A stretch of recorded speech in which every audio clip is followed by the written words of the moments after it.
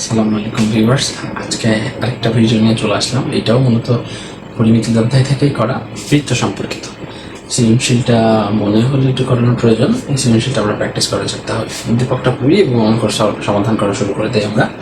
তাহলে আমাদের উদ্দীপকটা আছে, একটি বৃত্তের পরিধি একটি সমবাহু ত্রিভুজের পরিসীমার সমান। একটা বৃত্তের পরিধি বা একটা সমবাহু ত্রিভুজ, মানে যে ত্রিভুজের তিনটা বাহুই সমান, এমন একটা ত্রিভুজের পরিসীমার সমান। বৃত্তটির পরিধি দেওয়া আছে 440 মিটার। ক নম্বরে বলেছে বৃত্তটির ব্যাস নির্ণয় করো। আমরা জানি ব্যাসার্ধ হচ্ছে ব্যাসার্ধর দিক। তার মানে আমি ব্যাসার্ধটা বের করতে পারলে ব্যাসটুকু বের করতে পারতেছি। ঠিক আছে, আমি এটা করার চেষ্টা করি। আমার নম্বরটা করি সমাধান। এই বৃত্তটির ব্যাস বের করতে হবে, তাহলে আমি ধরি বৃত্তটির ব্যাসার্ধ, আমি ব্যাসার্ধটা আগে দেখি। ব্যাসার্ধটা আমি আর ধরি, মিটার স্কেলে দেওয়া, যে মিটার লিখলাম। বৃত্তটির তাহলে আমি ব্যাসটা ধরে নিই। একটু বুদ্ধি করে আমি লাইন যাতে ছোট হয়, কারণ ব্যাসার্ধ বের করে আবার নতুন করে 2 গুণ দিয়ে আমি ব্যাস বের করবো, ওর থেকে আমি একটু বুদ্ধি করে ধরি।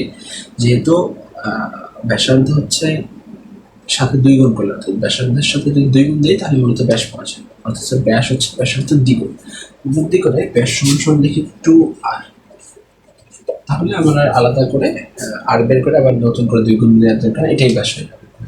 তাহলে আমার বের করে ফেলা যাক। তাহলে ব্যাস সমান হচ্ছে ব্যাস নির্ণয় সূত্র হচ্ছে ব্যাস হচ্ছে তোমার ব্যাসের পরিধি দেওয়া আছে, দুঃখিত, পরিধি শর্ত থেকে তাহলে আমি করতে হবে। অতএব বৃত্তের পরিধি, তাহলে আমার বৃত্তের পরিধির সূত্র হচ্ছে 2πr। তাহলে আমরা অলরেডি পরিধি জানি, আমাদের উদ্দীপকে দেওয়া আছে 440 মিটার। তাহলে 440 মিটার যেহেতু বৃত্তের পরিধি, আমরা সূত্রও জানি 2πr মানে হচ্ছে বৃত্তের পরিধি। তাহলে এই দুইটা আমরা মূলত লিখতে পারি প্রশ্ন মধ্যে সমান, লিখতে পারি 2πr = 440। অতএব যেহেতু আমি 2rটাকে রেখে দেবো, তাই পাইটাকে পক্ষাঘাত করে দিই, তাহলে হচ্ছে পাই। পায়ের মান আমরা সবাই জানি, একবার বসিয়ে দিই। পায়ের মান পক্ষান্তর করে ভাগ হয়ে যায় 1.3. এটা করলে কত আসে, ভাগ করে আমরা দেখতে কত হয়। 440 ভাগ 3.1416, এটা করলে আসে 140, 140.06 এত মিটার দশমিক পরে আমরা নিলাম। এটা মূলত আমাদের হচ্ছে এই আর মানে হচ্ছে মূলত ব্যাস, আমি একটু লিখে দেই। অতএব ব্যাস, এটাই আমার অ্যান্সার। তাহলে কারণ আমরা উত্তর চলে আসলাম। ব্যাসার্ধকে আর ধরছিলাম, ব্যাস একটু বুদ্ধি করে ডি ভাবে প্রকাশ না করে আমি জানি সাধারণত ব্যাসার্ধের সাথে 2 গুণ দিলে ব্যাস পাওয়া যায়, তাই এভাবে লিখছি। পরিধির সূত্র আমরা জানি 2πr, আর পরিধির মান যদি দেওয়া রয়েছে 440, তাহলে এটা সময়টা লিখে যায়, ওখান থেকে 2r অর্থাৎ ব্যাসের মান বের করে এসে, এটা অ্যান্সার। এবার খ নম্বরটা করা যাক। তাহলে আমাদের খ নম্বরটা হয়ে গেল। খ নম্বরটা আছে প্রমাণ করতে বলছে। খ নম্বরটা একটু ইম্পর্টেন্ট বলা যায় এই প্রশ্নটা। প্রমাণ করে যে বৃত্ত এবং ত্রিভুজের ক্ষেত্রফলের অনুপাত 3√3:π। এটা আমাদের প্রমাণ করে দেখাতে হবে। ঠিক আছে, তাহলে আমরা করার চেষ্টা করি। আচ্ছা, খ নম্বরটা গেল, এখন খ নম্বরটা করি না। বৃত্ত এবং ত্রিভুজের ক্ষেত্রফলের অনুপাত বের করতে পারছে। তাহলে আমরা কোথা থেকে বের করবো, আমাদের কাছে আলাদা কোনো মান নাই দেওয়া। উদ্দীপকের দিকে তাহলে একটি বৃত্তের পরিধি একটা সমবাহু ত্রিভুজের পরিসীমার সমান। তো আমরা শর্তটা এভাবে ডেভেলপ করা যে একটা বৃত্তের পরিধি একটা পরিসীমার সমবাহু ত্রিভুজের পরিসীমার সমান। তাহলে আমরা দুইটা থেকেই আমরা মান নির্ণয় করার চেষ্টা করি। তাহলে ধরে নিতে হবে কিছু মান।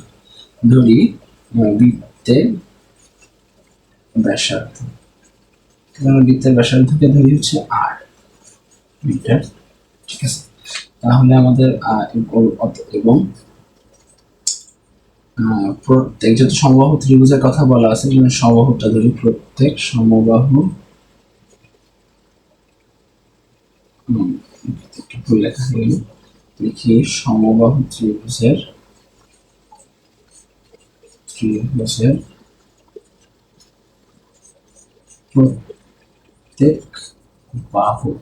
প্রত্যেক বাহুকে সাধারণত আমরা এ ধরে নিলাম এখানে। ঠিক আছে, বৃত্তের ব্যাসার্ধ ধরে নিলাম আর সমবাহু ত্রিভুজের প্রত্যেক বাহু ধরে নিলাম এ। এখন আমাদের বলেছে এই যে একটা বৃত্তের পরিধি আর হচ্ছে সমবাহু ত্রিভুজের যে পরিসীমা এটা সমান, যে বৃত্তের পরিধি আর সমবাহু ত্রিভুজের পরিসীমা সমান। তাহলে বৃত্তের পরিধি আর সমবাহু ত্রিভুজের পরিসীমাটা বের করছি। অতএব বৃত্তের পরিধি, আমরা বৃত্তের পরিধির সূত্র সবাই জানি 2πr, এটা মিটার স্কয়ার থাকে। আর সমবাহু ত্রিভুজের পরিসীমা হচ্ছে 3a মিটার। পরিসীমার সূত্র জানি, সমবাহু ত্রিভুজের পরিসীমা হচ্ছে তিনটা বাহুর যোগফল। তিনটা বাহু যেহেতু সমবাহু মানে তিনটা বাহুর সমান, অর্থাৎ তিনটা একে যোগ দিলে 3 হয়, 3a হয়। আচ্ছা, এই দুটো পরস্পর সমান, তাহলে আমি এই দুটাকে সমান লিখতে পারি প্রশ্ন মতে 3a is equal to 2πr। আমি এখান থেকে এর মানটা বের করে রাখি, 2πr ডিভাইডেড বাই 3, এটা চলে আসছে এর মান। এর মানটা বের করে আসলাম। পরবর্তীতে আমাদের বলেছে হচ্ছে বৃত্ত এবং ত্রিভুজের ক্ষেত্রফল, তাহলে আমি বৃত্ত আর ত্রিভুজের ক্ষেত্রফলে চলে যাব।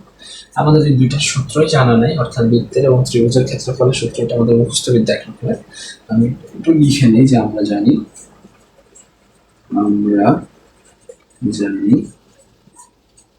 তাহলে বৃত্তের ক্ষেত্রফলের সূত্র হচ্ছে পাই আর স্কয়ার এইচ। আর সমবাহু ত্রিভুজের ক্ষেত্রফল, সমবাহু ত্রিভুজের ক্ষেত্রফল আমাদের মুখস্থ মোটামুটি √3/4a স্কয়ার। এটা সমবাহু ত্রিভুজের ক্ষেত্রফল। ঠিক আছে, এখানে একক দিতে হবে বর্গ মিটার, বর্গ সব মিটার স্কেলে বর্গ মিটার। এই চলে আসে। আমার ক নাম্বারটা লাগতেছে না, এটা আমি আসলে যেহেতু আমার জায়গার প্রয়োজন। তাহলে মুছে দেওয়া হয়ে গেল। এবার আমি বাদ বাকিটাই করি। তাহলে আমাদের বলছিল যে বৃত্ত এবং ত্রিভুজের অনুপাত বের করতে, আমি দুইটার ক্ষেত্রফল বের করছি, ক্ষেত্রফলের অনুপাত, তাহলে দুইটা বের করা হয়ে গেছে। কিন্তু একটা ব্যাপার, আমার এইখানে অনুপাতটাতে √3 আর পাই আছে। হ্যাঁ, একটা জায়গায় কিন্তু আমার এখানে এ আছে। আমি একটা কাজ করবো যাতে আমার কাটাকাটি কিছু অংশ হয়ে যায়, মানে কিছু অংশকে যদি যেহেতু বাদ দেওয়া যায়, মানে এখানে তো কোনো চলক নাই এখানে। এই জন্য আমি একটু খেয়াল রাখবো যে কোনো একটা অনুপাতকে আমি অন্য একটা দিয়ে রিপ্লেস করবো। এখানটাতে আমি এ কে রিপ্লেস করে দিচ্ছি যে আর এর অংশ দ্বারা, অর্থাৎ এর পরিবর্তে আমি 2πr ডিভাইডেড বাই 3 বসাই দেবো। এখানটাতে বসাই দিলে কিন্তু আমার মোটামুটি আর চলে আসবে, আর হয়তো কেটে যাবে, আর পাইটাও কেটে যাবে হয়তো। তাহলে আমি সেটা করি। এখানে আসে এই লাইনটা আমি এখানে করতেছি, এই যে অংশটা এখানে আসে, দেখতে যাতে একটু সুবিধা হয়, সাপের মতো দেখা যাচ্ছে। দেখি আমরা এবার √3 ডিভাইডেড বাই 4 এর পরিবর্তে আমি বসাই দিই 2πr ডিভাইডেড বাই 3, এর পরিবর্তে বসেছি, মাথার পরে স্কোয়ার ছিল, তার মানে পুরাটার মাথার পরে স্কোয়ার আসবে। √3/4 ইন্টু 2 কে স্কোয়ার করলে 4, পাই কে স্কোয়ার করলে পাই স্কোয়ার, আর কে করলে আর স্কোয়ার, 3 কে করলে 9। এটা আমরা কাটাকাটি করি। এবার এই 4 আর 4টা ভ্যানিশ হয়ে যায়, 3 আর এই পাশে আছে √3 আছে, আর এই পাশে 9 আছে। আমরা একটু খেয়াল করি, এইটা বিশ্লেষণ করে দেখা যায় আমার বুঝতে সুবিধা হয়। এখানে √3 আর 9 কাটাকাটি করলে মূলত থাকে হচ্ছে 3√3। কেমনে থাকে আমি এটা একটু বলার চেষ্টা করি। ঠিক আছে, 9 একটা পূর্ণবর্গ সংখ্যা, এটার পরিবর্তে আমি লিখতে পারি 3 × 3। একটা 3 কে আমি অফ রাখি, আরেকটা 3 এর মধ্যে লিখতে পারি আমি √3 × √3। কারণটা কি, প্রত্যেকটা সংখ্যার মধ্যে ওই সংখ্যার রুট দুইটা করে থাকে, অর্থাৎ 2 পরিবর্তে আমি লিখতে পারি √2 × √2, 5 এর পরিবর্তে লিখতে পারি √5 × √5, এইভাবে। তাহলে এই যেখানে একটা উপরে লবে √3 ছিল, ওই √3 আর ধরে নিলাম এই √3টা কেটে গেল, থাকলোটা কি, থাকলো এই পাশে একটা 3 আর এই পাশে √3, এইটাই সেটা। আমি একটু বোঝানোর চেষ্টা করলাম, আশা করি বুঝতে পারছি। এইভাবে মোটামুটি কাটাকাটি হয়। আর আমরা চাইলে একবারে এইভাবে রেখে ক্যালকুলেটরও করে দেখতে পারি আর কি। তাহলে আমার আলটিমেটলি থাকলো কি, উপরে থাকে হচ্ছে পাই স্কোয়ার আর স্কোয়ার, নিচে থাকে 3√3, এটা থাকে। এটা হচ্ছে মূলত সমবাহু ত্রিভুজের ক্ষেত্রফল। আমি এ কে এটা দিয়ে রিপ্লেস করছি। আবারও বলছি, আমি সমবাহু ত্রিভুজের ক্ষেত্রফলের এ কে এই যে মানটা দিয়ে রিপ্লেস করে এটা দিচ্ছি। এখন আমি অনুপাত চলে আসি। অতএব এখান থেকে করি, অতএব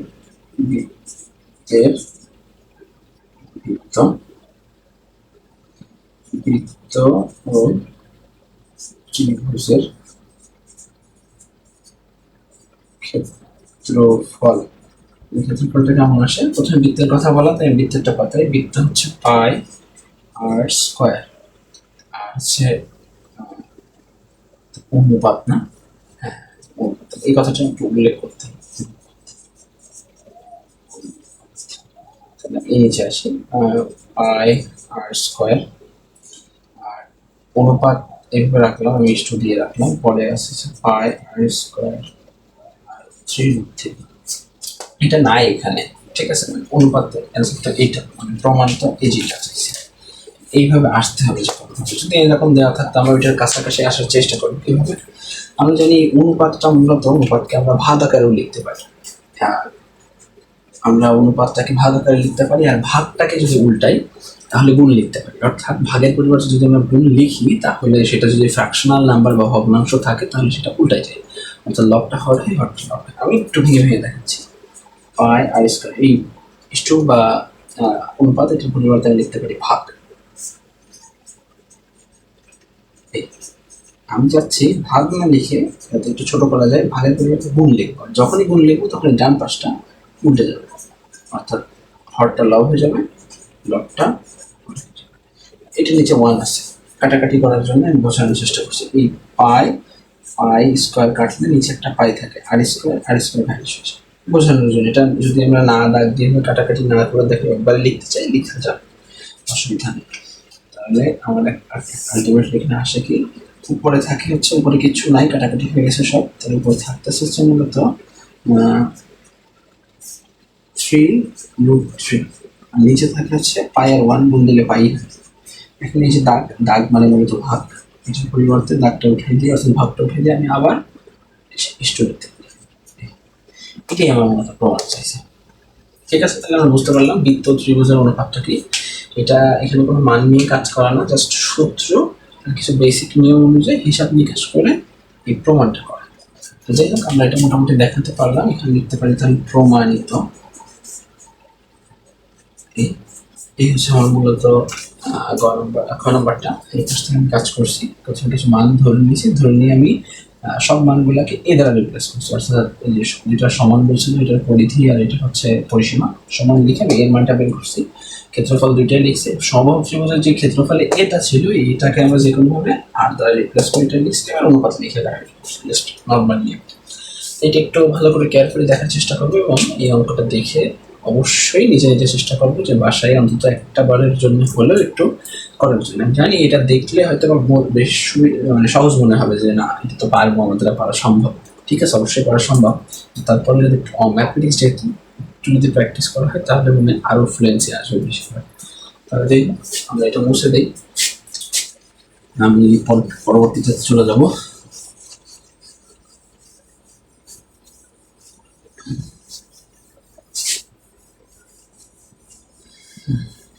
এটা মোছানো হয়ে গেল আমাদের মোটামুটি। যেহেতু টেস্ট পরীক্ষা একটু বেশি বেশি করে যদি প্র্যাকটিস না করি সবাই তাহলে বেশ শোচনীয় অবস্থা তৈরি হবে। চেষ্টা করবো সর্বোচ্চ দিয়ে সময় দিয়ে অবশ্যই একটু বেটার অবস্থা তৈরি করার চেষ্টা করবো। আমরা জানি একটু পড়ালেখা যদি আমরা ভালো করে করি, বর্তমান সময়ে পড়ালেখাটা ভালো করে করা খুব বেশি জরুরি, কারণ এখন তো পড়াশোনা করতেই চান, সেই সময় পড়ালেখা করাটা অনেক বেশি জরুরি বলে মনে করছি। তা আমরা সবাই চেষ্টা করবো অন্তত, আর দেখতেছি অবশ্যই তোমরা ভালো স্টুডেন্ট বা ইচ্ছা আছে এই জন্য হইলেও এই ভিডিওটা অন করে দেখতেছে। তাদের জন্য একটা মেসেজ থাকবে যে বাসায় একটু বেশি বেশি করে আমরা প্র্যাকটিস করি, যাতে দিন শেষে একটা ভালো স্টুডেন্ট হতে পারি, নিজেকে ভালোভাবে প্রতিষ্ঠিত করতে পারি। ঠিক আছে, দেশ ও দশের যাতে সেবা করতে পারি এটা আমরা একটু খেয়াল করে দেখি, যাতে আমরা মোটামুটি একটু, যাতে আমরা বলি তথাকথিত ভাষায় নিজের পায়ে দাঁড়াতে পারি। এই বিষয়টা একটু খেয়াল রাখবো আমরা, যাতে এক কথায় আমরা একটু অন্তত নিজেদের শিক্ষিত বানানোর জন্য হলেও একটু পড়বো। শুধু ম্যাথমেটিক্স না, ম্যাথের পাশাপাশি আদার্স যে সাবজেক্টগুলো আছে, যেহেতু আমাদের কারিকুলামের মধ্যে ম্যাথমেটিক্সটা খুব গুরুত্বপূর্ণ, ম্যাথটা একটু ভালো করে করবো। আর যেটা একটা হাতে কলমের বিষয়, যদি আমরা ঠিকঠাক করে হাতে কলমে না করি তাহলে হয়তো ভুলে যাবো, বা পরবর্তীতে পরীক্ষার হলে যেটা পারতেছি না বা কোথাও কোথাও গোলমেল পেকে যেতে পারে। এই জন্য একটু অবশ্যই হাতে করে প্র্যাকটিস করবে। যাই হোক, আমাদের গ নম্বরটা করা যাক। গ নম্বরের সমাধান, গ নম্বরের প্রশ্নটা আমরা একটু করার চেষ্টা করি। কি আছে বলেছে, বৃত্তের অন্তর্লিখিত বর্গের বাহু সমান, বাহু বিশিষ্ট, মানে বৃত্তের অন্তর্লিখিত একটা বর্গ আছে। কেমন এই যে সেটা আমরা একটু চেষ্টা করি আঁকার। তাহলে এই যে একটা বর্গ কেন্দ্র, ধরে নিলাম মোটামুটি একটা বর্গ। এখন এই বর্গের চারপাশে কি আছে, একটা বৃত্ত আছে। একটা চিত্র যদিও ভালো হবে না, আমি জানি এই ধরনের চিত্র হাতে আঁকা বেশ কঠিন।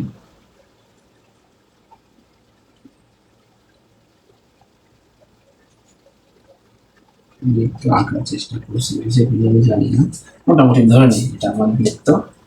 এখন এই বৃত্তের অন্তর্লিখিত, অর্থাৎ অন্তর্লিখিত মানে মাঝখানে, ভিতরে আর কি, বৃত্তের ভিতরে একটা কি আছে, তোমার বর্গক্ষেত্র আছে। অবশ্যই বর্গক্ষেত্রটা বৃত্তটাকে কিন্তু যে স্পর্শ করে, এই জন্য অন্তর্লিখিতটার নাম। ঠিক আছে, দেখি চারটা কোণা, কোন এই বিন্দুগুলো স্পর্শ করেছে, এটাকে বেস করে, এটাকে স্পর্শ করে বৃত্তটা।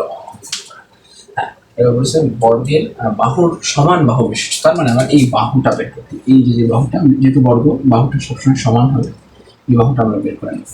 এই বাহুটার আমি নাম দিলাম হচ্ছে এ। ঠিক আছে, এখন আমরা ওইখান থেকে মান বের করতে হবে। তাহলে একটু খেয়াল করি, এই যে একটা ইনফরমেশন একটু মনে রাখবো, এই যে বৃত্তের এই কোণা থেকে যদি আমি এই কোণা টানি, কেন্দ্র দিয়ে যাই, অবশ্যই কেন্দ্র দিয়ে যাবো, আমার চিত্র যদি ভালো হয়নি, যদি বোঝা যাচ্ছে না হয়তো, তো মনে রাখবো এটা কেন্দ্র দিয়ে গমন করবে। আর কেন্দ্র দিয়ে গমন করলে তখন এটাকে আমরা বলতে পারবো বৃত্তের ব্যাস। আর যেটাই বৃত্তের ব্যাস হবে, এই ধরনের অন্তর্লিখিত বর্গক্ষেত্র আঁকলে বৃত্তের ব্যাস এবং বর্গের কর্ণ পরস্পর সমান হবে। ঠিক আছে, ওই শর্ত থেকে আমি মানটা বের করে নিয়ে আসবো, অর্থাৎ এ এর মানটা বের করে নিয়ে আসবো। তাহলে আমি লিখে নিই, ক হতে প্রাপ্ত, ক থেকে আমি কিন্তু ব্যাসটা পাইছিলাম, মনে আছে কিনা জানি না, ক হতে প্রাপ্ত ব্যাস, ব্যাস সমান সমান পাইছিলাম কত, 140.06 মনে হয়, 140.06, এটা এটা পেয়েছিলাম ক হতে। এবার আমরা একটু বলি, তাহলে আমরা সাধারণত যেহেতু এখানে আমি বললাম বৃত্তের হচ্ছে ব্যাস আর হচ্ছে বর্গের কর্ণটা দেখি, অন্তর্লিখিত বৃত্তের অন্তর্লিখিত বর্গের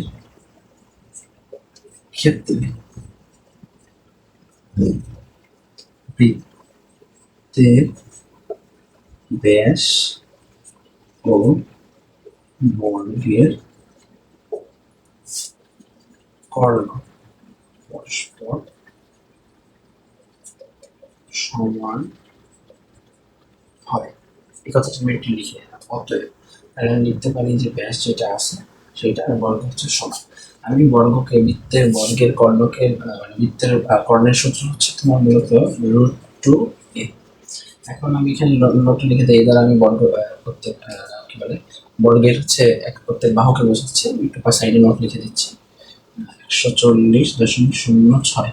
এখানে যেহেতু এ সমান সমান বর্গের প্রত্যেক বাহু, এটা আমি একটু ধরি, তাহলে আমার অতএব এর মানটা চলে আসে, এর মানটা কত, 140.06 অর্থাৎ এ সমান 40। আমি এটা ভাগ করে দেখতে হবে কত হয়, ভাগ করলে আসে 41.06 ভাগ √2 করলে আসে 99.0339 এত মিটার। এটা হচ্ছে আমার প্রত্যেক বাহু, যে আমি এখানে যে এইটা ধরে নেওয়ার কথা বলছিলাম, এখানে যে ধরে নিয়েছি, এই এর মানটা আসছে, অর্থাৎ এই যে বৃত্তের মধ্যে যে অন্তর্লিখিত বর্গ আছে, ওই বর্গের প্রত্যেকটা বাহুর ভ্যালু আছে 99.04, 99.04। আচ্ছা, তাহলে আমি এটা পেয়ে গেলাম, কিন্তু আমার অ্যান্সারকে যেটা বের করতে পারি, বলছে বৃত্তের অন্তর্লিখিত বর্গের বাহুর সমান, যে বর্গের বাহুর সমান, এটার সমান বাহু বিশিষ্ট ঘনক, তার মানে যে ঘনকের বাহু আর এই বর্গের বাহু পরস্পর কি হবে, সমান হবে। তাহলে এই কথাটা আমাকে কিন্তু লিখতে হবে, তাহলে আমি এখানে ধরে এবার কাজ করতে হবে বাদ বাকিটা। তাহলে আমি লিখি যেখানে, তাহলে লিখতে পারি হচ্ছে প্রশ্ন মতে ঘনকের বাহু সমান, এটা হচ্ছে যে বর্গের বাহু, বর্গের বাহু ঘনকের বাহু সমান বর্গের বাহু। তাহলে ঘনকের বাহু এটা সমান বর্গের বাহু। বর্গের বাহু কত দেওয়া হয়েছে? 99.04, এই যেটা এত মিটার। এবার পেয়ে গেলাম এটা ঘনকের বাহু। ঘনকের বাহু বলছে বর্গের বাহু সমান। এখন ঘনকের বাকি অংশ বের করতে হবে। সমগ্রতল, সমগ্রতলের ক্ষেত্রফল। ঘনকের সমগ্রতলের ক্ষেত্রফল কি? ঘনকের সমগ্রতলের ক্ষেত্রফলটা আমরা সবাই মনে রাখার চেষ্টা করবো। এটা হচ্ছে 6a², মানে 6 বাহু স্কোয়ার। প্রত্যেকটা বাহু তার স্কোয়ার 6 গুণ হবে, কারণ ঘনকের ঘনক যেহেতু একটা ঘনবস্তু, এই জন্য তল থাকবে 6টা, তাই 6a² বা 6 বাহু স্কোয়ার। অতএব সমগ্র তলের ক্ষেত্রফল, সমগ্র তলের ক্ষেত্রফলের সূত্র হচ্ছে 6a²। এ দ্বারা আমরা যে বলছি ঘনকের বাহু বা বর্গের বাহু যেটাই বলি না কেন সেটা, তাহলে আসে 6a², এর মানে হচ্ছে 99.04। এটা করলে কত আসে?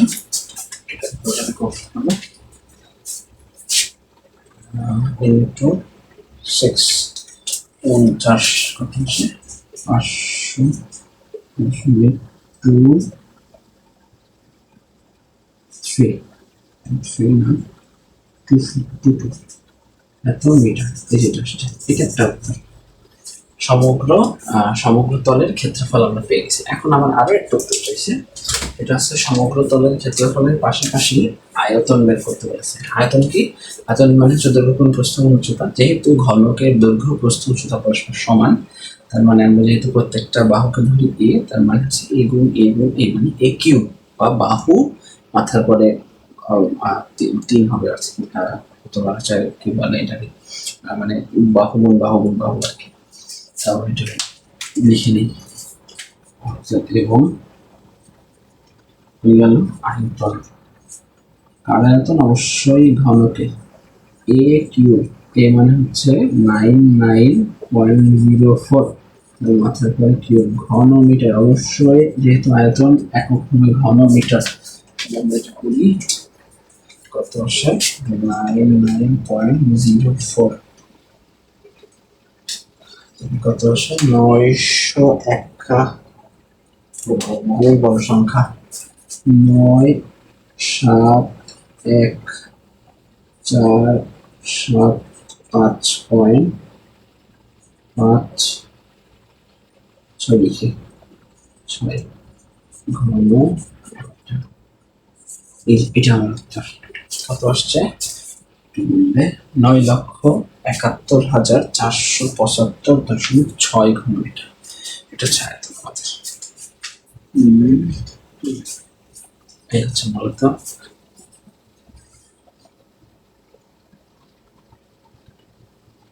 আচ্ছা, এইখানটাতে আমাদের একটু ছোট্ট একটা ভুল হয়েছে, সেটা আমি খেয়াল করি না। এই যে মাথার উপর স্কোয়ার ছিল, এখানে স্কোয়ারটা দেওয়া হয়নি, এই জন্য দেখি উত্তরটা মিলে না। একটু আমাদের একটু মডিফাই করতে হবে সেটা। তাহলে আমাদের কত আসলো? তাহলে 6 into 99.04 স্কোয়ার। আসছে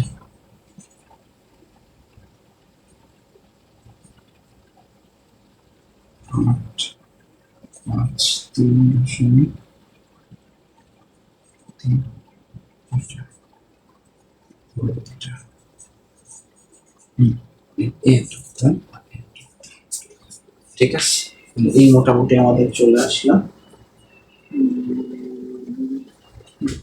ঠিক আছে, তাহলে এই মোটামুটি চলে আসলে এখানে স্কোয়ার। দেখো আমারও তো এটা করতে করতে কিন্তু দেখো স্কোয়ার দিতে ভুলে গেছি। সুতরাং আপনারা যদি জানা করতেছো, তারা যদি একটু কেয়ারফুলি না করো, তাহলে কিন্তু এটা খুব বেশি একটা মানে ইফেক্ট করতে পারে পরীক্ষা। ভুল গেলে তো মারাত্মক ব্যাপার। এই জন্য আমরা একটু অবশ্যই ভালো করে প্র্যাকটিস করার চেষ্টা করি এবং একটু কেয়ারফুলি করার চেষ্টা করি। প্রচন্ড গরম, এর মধ্যে যদিও ভিডিওগুলো তৈরি করা, রেকর্ড করা আর কি, তারপরেও চেষ্টা করতেছি যাতে অন্তত আপনাদের কিছুটা উপকারে আসে। যেহেতু সময় করে প্রতিনিয়ত করানোর চেষ্টা করতেছি, প্রত্যেক দিন একটা সময়, ঠিক একটা সময় ইউটিউব এবং ফেসবুকে দুইটাই আপলোড দেওয়ার চেষ্টা করবো, যাতে কিছুটা হলেও উপকার আসে। যাই হোক, তাহলে মোটামুটি আমাদের এই ওগুলো চলে আসলো। থেকে আমি ব্যাস ধরে নিয়েছি, মানে ব্যাস পেয়েছিলাম, এটা লিখে নিয়েছি। আর ভিত্তির অন্তর্লিখিত বর্গক্ষেত্র, ভিত্তির ব্যাস আর বর্গের হচ্ছে কর্ণপ্রস্থ সমান। এটার থেকে আমি লিখে এর মান অর্থাৎ বর্গের প্রত্যেকটা বাহুর মান বের করে নিয়ে আসছি। আর বলছিলাম আমাদের শর্তে যে ঘনক আর হচ্ছে বাহুর দৈর্ঘ্য পরস্পর সমান, এখান থেকে সমগ্র তলের ক্ষেত্রফল 6a² এবং মান বসে হিসাব করছি এবং আয়তন বের করে দিয়েছি। এই দুটো আমি, যাই হোক আমি আরো একটা সলিউশন সলভ করে দেওয়ার চেষ্টা করলাম, সবাই অবশ্যই দেখবো। আর যদি কারো মনে হয় যে না স্যার বা ভাইয়া আমার কথায় সৃজনশীলটা সলভ করলে ভালো হতো বা এটা একটু করা প্রয়োজন, আপনি একটু এটা করে দেন, আপনাকে অবশ্যই করে দেওয়ার চেষ্টা করবেন। সুতরাং আজকের ভিডিওটা এখানেই শেষ। সবাই ভালো থাকবেন। সালাম আলাইকুম।